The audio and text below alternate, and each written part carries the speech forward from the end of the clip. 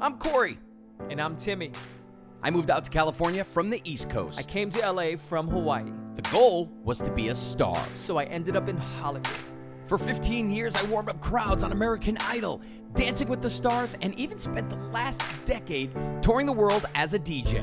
I started as a dancer and performed for artists like Aaliyah, Missy Elliott, and Will Smith. I then authored 3 books and became a pastor. But through it all, something was missing. I felt this desire to be a part of something real.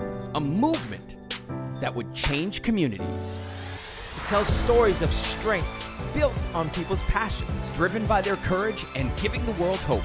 So we've come together to celebrate unsung heroes from around the world. This is the Rise Effect. That would change communities. Tell stories of strength built on people's passions. Driven by their courage and giving the world hope. So we've come together to celebrate unsung heroes from around the world. I think our mic is muted right now.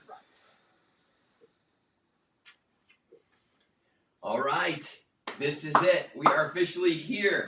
This is what is going on. We're on a delay, so that's what happens here. But we are officially live.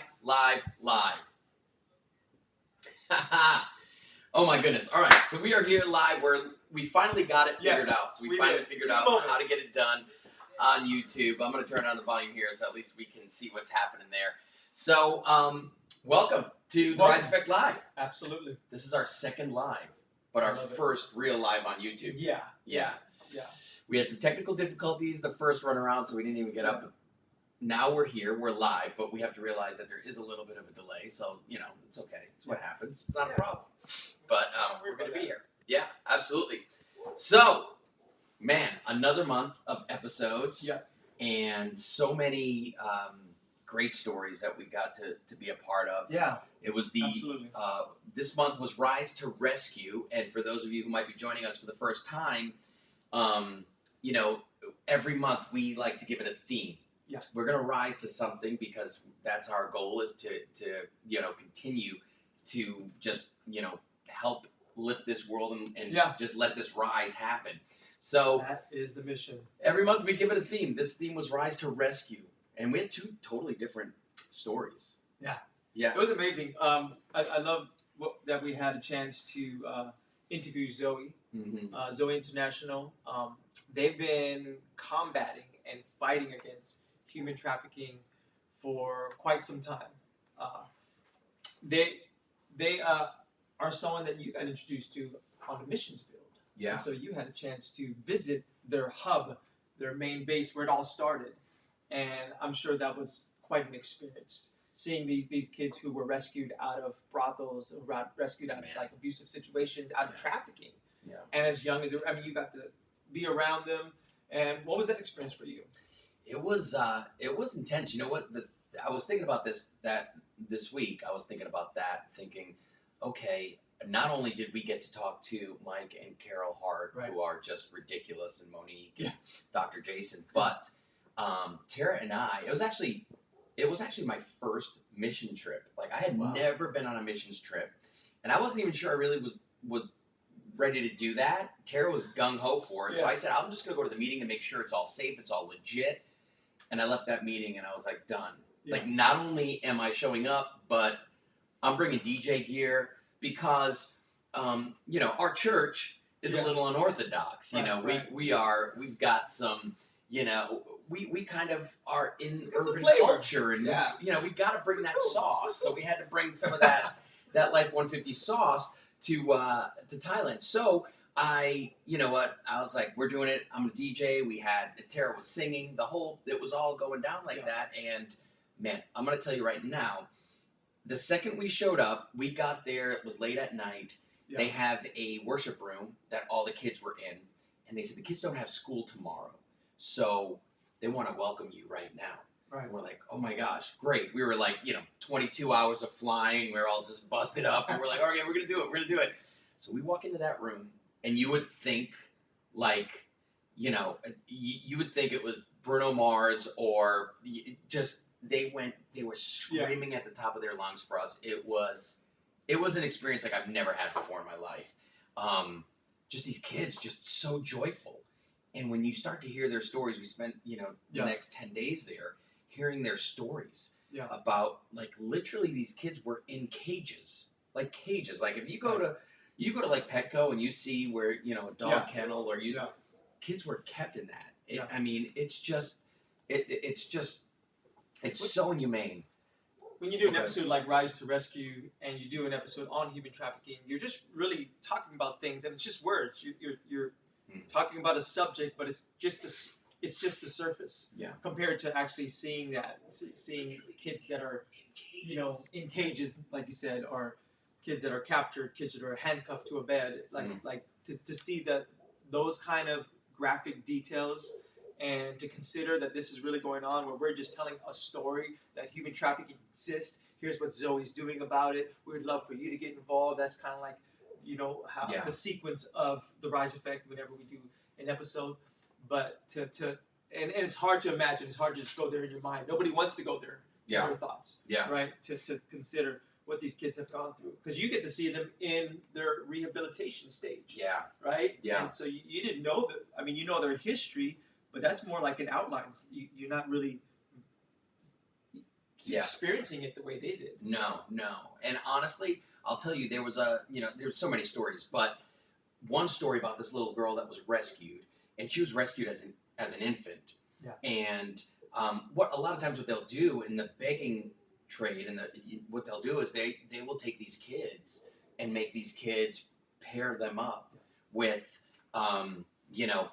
an elderly woman and say, you're going to sit on this corner and you're going to beg for money and you're going to get $5 out of what you make for the whole night or something. Yeah. So they rescued this child, and this child they were having so many issues with this child. They were like, there could be an issue here where the child could have had some abuse, could be potentially brain dead. She was not responding. Well, as an infant, she was already a drug addict because they would dope up these kids. So the kids would lay in the arms of these elderly women, comatose, without any function. So folks who have a heart, like there's a sick child, compassion, you're giving them money. You give them more money for what, you know what I mean? So what they realize is that this child, who's an infant, doesn't even know how to speak yet, is already addicted to drugs and then going through withdrawal. Yeah. So going through withdrawal and can't explain it, can't express it, as a 2-year-old, a 3-year-old, and now is one of their biggest advocates. Yeah. Like, she is thriving at Zoe right now because they have their school there where they teach them. And what they do at Zoe is they want to teach people. Like, they don't want, like, if you come from a farming family, we're not going to take you and try to put you into law school. They're like, we're going to teach you how to farm. We're going to teach you agriculture so that we can then reconnect you with your family, which is incredible what they do. So it's not, saying, well, we know what's best for you. It's saying, we want you to be within the system that you're used to, your family, people who are going to love you and people that you know what I mean? So that's just one story, but man, it is hard until you see it face to face. Yeah. It's really nuts. It's really nuts. Because you don't see their scars. Their physical appearance doesn't say, I've been abused 10 times a day, trafficked, and that's the beauty and the power of Zoe. Yeah. And they rely on God to bring that kind of redemption for these young kids. And so it was just great to showcase that they're doing work in LA, in Los Angeles, because I think a lot of people just kind of think it's overseas, it's someone else's problem, it's way over there. Yeah. Right? Like I think Carol explained that when we did the interview. But we don't know that it's in our soil, it's in our land, it's right here in our backyard, and that it exists and it's real, and it could be your neighbor that could be a possible victim, right? So No, totally. You're just dropping things, aren't you? I know, I'm losing my mind here. But no, it's I agree, and like hearing that, that like Mexico, Tokyo, the places that they're reaching out to, it is incredible. And Australia, they have Zoe Australia. Yes, yeah. And we know for a fact, like we obviously from church we knew them, so we knew their story of just they literally left their life, did an about face, they did a 180 and said, where does God want to take us? Yeah. Let's go to Thailand, found a plot of land and did it. And that land is growing. Like the second time, because I've now been there twice. Right. When we went there the second time, they had a pool. And I'm telling you, when you pull up to this facility in Thailand, you feel like this is what heaven's going to be like. The kids were running around. I mean, it's very like, it was like a movie because they were out playing soccer. It was a beautiful day. They were, running around. It's that feeling of like, this has got to be what heaven's like. It was incredible. One of your top 10 inspirational moments of your life, or what? Yeah. They do this thing when you leave. Called it's called the Love Tunnel, and all of them will line up across from each other, and they put their arms out, and every person from the missions team goes through the middle, and they almost don't let you leave. Like that has to be like 3 hours long because they'll grab onto you. They love on you, and it's incredible. So that's top of the list. And no one would consider them to have so much love, but they're getting so much love. Yeah. I think it's the reception of the love. What they're releasing is what they're gathering every single day from Zoe. That's why Zoe's such a special place. Yeah. And the people that run it. I mean, Mike and Carol Hart. Come on. Yeah. Those two. Yeah. Ridiculous. My life changes when I'm around them for like 5-10 minutes. So. I mean, it's obvious. I mean, I know a lot of the folks that watch those episodes can, the second you hear Carol, you're just pulled in. You're like, whatever you're doing, I want to be a part of it. That's how it goes. They are absolutely incredible, and I just love the yin and the yang of Mike and Carol. You know what I mean? Because she's just got that fire, that energy, and then Mike is just there. He's just like, he is so, he pays attention to every detail. Mm-hmm. He supports her in that role, and they visionary guy, full of wisdom, just strong, unshakable. I mean, they're an amazing couple. Yeah, and just before we move on to our second story that we talked about, but like Dr. Jason and like you were saying, what they're doing here to rescue teenagers in LA. Yeah. And like we said in that episode, LA, San Diego, San Francisco, of all the major cities in the world, those are like top 3 where people and kids are getting trafficked. Teenagers are getting trafficked. So. That home was amazing. That facility was absolutely incredible, and even since then, they've put in a pool. Yeah. I mean, it's continuing to expand. It was one of our first episodes we filmed, and we had like a year delay. Right. Right. Is coming out soon, we promise. But the house is so much. I mean, the pool is now completely built out. Right. But I will say one thing. Go for it. Because I love that you mentioned about them living in Los Angeles, having a successful career. We talked about that in the episode. And just sold everything, got rid of everything, and went to rescue these kids.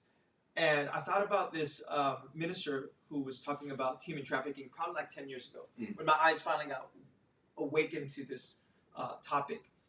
I remember him saying this, what a lot of people are not aggressive into this issue because it's kind of foreign to them. They're detached from it. But he started saying, what if it was your daughter? He started thinking, this is why he's so involved. This man has been involved in the last 10 years in doing great things. He said he just imagined if it was his daughter.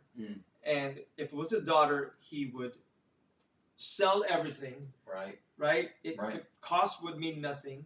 He would make every effort to rescue her. He would quit his job if he had to. He would just, that would be his main focus in life, is to get her to be returned safe. And when we take that kind of ownership, when we think about this is a human being, a human life that has value, that has worth. And so when I thought about him and he thought about I would not stop until she's safe, that's what Mike and Carol did. We sold everything because suddenly their issue became our issue.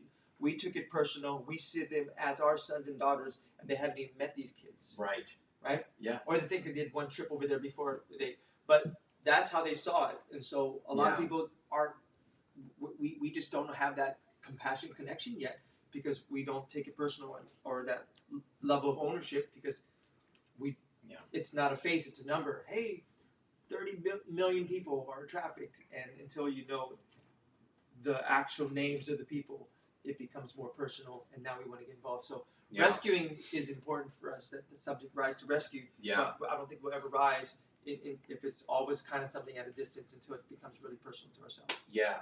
No, that's a great point. And as you were saying that, and I was sitting here just thinking of all the it reaches out on so many levels. Yeah. And this is what I'll say to even like folks who are watching, who are like, well, I live in a pretty good community and I do this, but have you ever bought like a knockoff Louis Vuitton bag? You know what I mean? Because that's human trafficking. Because any kind of knockoff shoe or bag or watch, there are people in factories doing slave labor making these items. Yeah. So that was where I had to check my heart, because if I'm being completely transparent, like, you know what I mean? I'm like, back in the day, I was like, boom, fake Rolex or a fake set of Ray-Bans. It's a lot cheaper to get a $20 pair than a $200 pair. Yeah. But I was so convicted, because I'm like, that you can't do that. You can't support that. So you'd be surprised. We focused on the sex industry, but slavery, modern day slavery is beyond that. So you're absolutely right. That's another area that kind of gets tucked away, and we don't talk about it too much. But there are people that are forced to do labor to create goods for us to buy. Yeah. And that's real. And it's happening. It is. And we need it to stop. Yeah. And that's why we make shows like this. And so the how we were able to split it, I think, is really unique, because there's a lot of human trafficking going on, but hitting the other side of it. And I know that this world is very passionate about animals. And awareness is so big right now about animals, but that the black market and the side of these animals that's being trafficked. And so, man, the story that we did with Animal Tracks and with Stacy, it was really incredible to see her heart. It's a person who's, it's like when when your passion lines up with your purpose, so many great things. And I just, that felt like sacred ground when we were on that plate, on the grounds, like Animal Tracks. I mean, I'm obviously, my wife has been there for 3 years volunteering, and so I know the stories in depth. She'll come and share, like, well, this is what happened to this particular animal, and this, so I know we didn't go into the deep details of some of their situations, of how they ended up there, but it's as bad as it gets.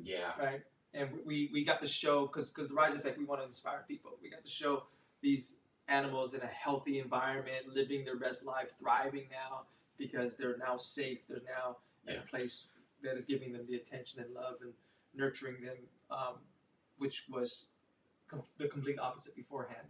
And so it was just so fun to be there. And it was great to introduce you to all these animals. I know you haven't been around a lot of wildlife up close and personal. Right. Maybe at the zoo, when they're far away, and it was fun for you to experience that.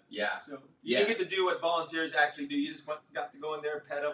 But, they go in there and they clean the poop and sweep it.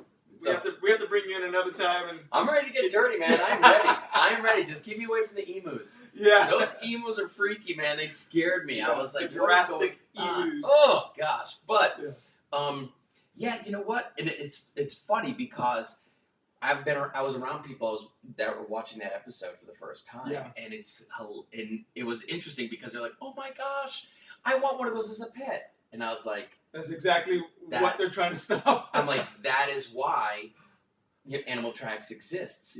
Is because someone who has enough status and enough money, and their child says, I want this as a pet, can go out and get it as a pet, because there is this black market, and it's so unfair to there's a reason these animals are supposed to be in the wild, and they're not domesticated animals.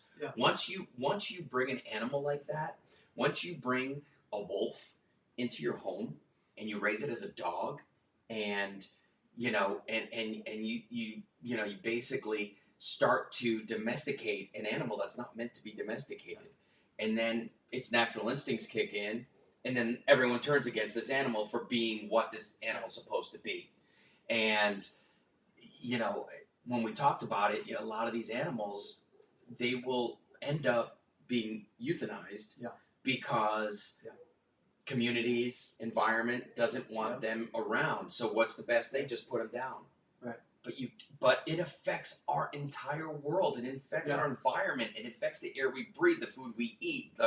It is to sound goofy, but it's a circle of life. Like that's the thing. Absolutely. So it was interesting when I heard people say I want them as pets, and it was like, well, that's why we're where we are. And you can't fault them because I'll tell you, those KVs are ridiculous. Like if there was a way, I'm like, how am I in love with a rodent? Like it's a rodent, but I love it. You know what I mean? Even the hedgehog, the little hedgehog, is so incredible. But you just, they have to be in their environment. They're wonderful, majestic beings, and it's hard not to love them. Yeah. Want to care for them. And a lot of people say, well, I want this species as a pet, but they don't know the background of it. Yeah. Like the parents were probably killed. They gathered 5 or 6 monkeys. They put them in a box to travel by plane to come to the United States. Maybe 2 of them survived. The 4 passed away in these rough conditions. And so now you have this monkey that looks lovable, and you want to keep him as a pet, but you don't understand that like 4 or 5 monkeys were annihilated, killed in the process of you receiving that. So a lot of people don't understand the black market. They think like they just find this orphan monkey that's just around in the jungle, and they rescued this monkey to bring to me. They weren't rescued.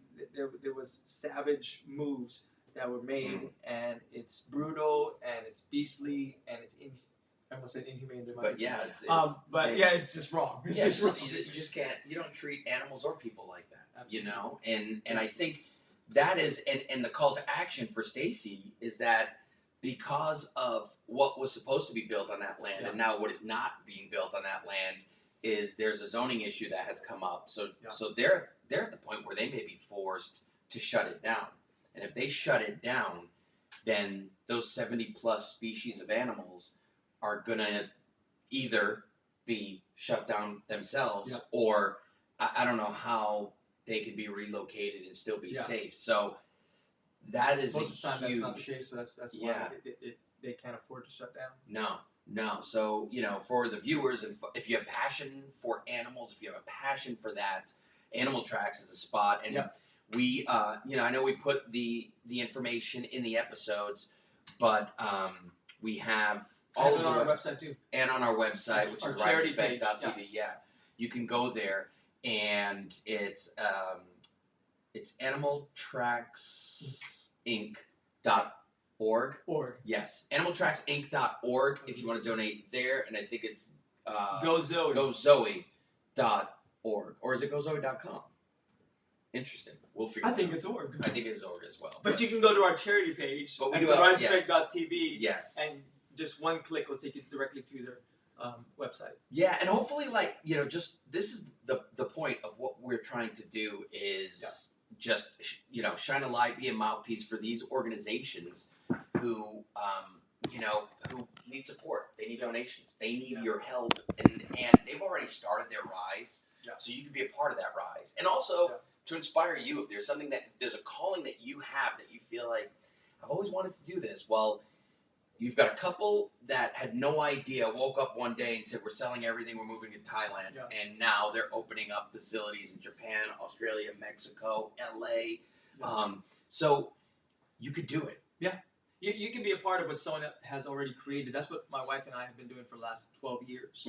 For 12 years, we've supported about 15 to 20 different organizations. We haven't started our own organization. I mean, we do have a few things that we do that helps actually other organizations, like Step of Hope was a benefit concert that helps other organizations. So we do things that using unique talents and unique opportunities and connections to do something to help what someone else already began. And so New Friends and the Lighthouse, we did those episodes earlier in December. We've been supporting them, and that's what we just felt called to do. That's a part of our rise, and that could be someone else's rise, because sometimes someone thinks we got to pioneer something, start it from the ground up. Or you can just watch these episodes and find something that just really moves your heart and Yeah. jump on board to what they're already doing. There's nothing wrong with coming alongside of an organization. We've been doing it for 12 years. It's wonderful. They need that. They need the partnership. You know what I mean? Because that opens doors. You could be a handshake between an organization and another contact that you have, and that they would not have if you hadn't come alongside and partnered. So be the handshake. Be whatever it is. Be the rise. Be the rise. Essentially, just be the rise. The rise. Yes. Buy a T-shirt. Yeah, you can get a T-shirt too. You can also on our website.